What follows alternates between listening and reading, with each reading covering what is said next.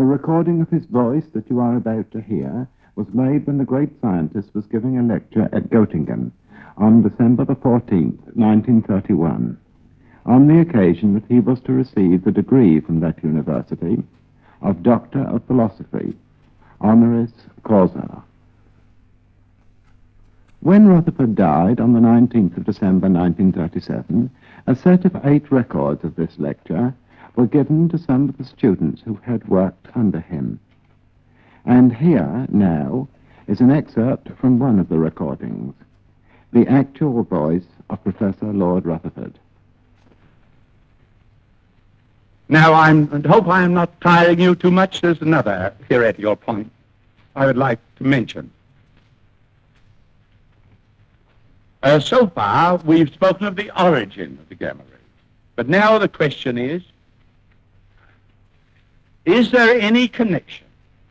Can we explain the complicated system of gamma rays given, say, by radium-C? It consists of probably 50 or more gamma rays, whose energies are roughly, some of them accurately, others roughly known. What point of view can we take on that very difficult problem? The bother is that a nucleus, as you know, is a very small thing, and we know very little about it. And this is one of the methods, by trying to find these relations, that we can hope to find something about the nucleus. Now, you remember, I had the opinion for a long time, that's a personal conviction, that if we knew more about the nucleus, we'd find it was a much simpler thing than we supposed. That these fundamental things, I think, have got to be fairly simple. But it's the non-fundamental things that are very complex, usually. So we are hopeful. We must look for simplicity in the system first. And if the simplicity, we can't find it, well, we've got to look at something more complex.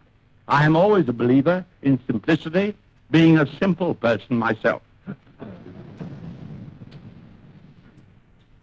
Now, imagine you have your nucleus, yeah? There's your barrier, so we're now so accustomed to. There's the normal level. You can't know anything really about that nucleus. We know it's got about 50 alpha particles, a whole lot of electrons, and an odd proton or two. Theoretically, impossible to tackle except in broad lines, but one can look at it with the eye of imagination. Now, here is the point. You can imagine that this system is excited by the expulsion of a beta particle.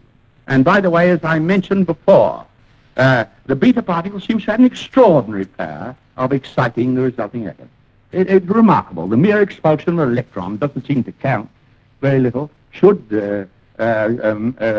set the nucleus vibrating like a piano when you tumble it downstairs.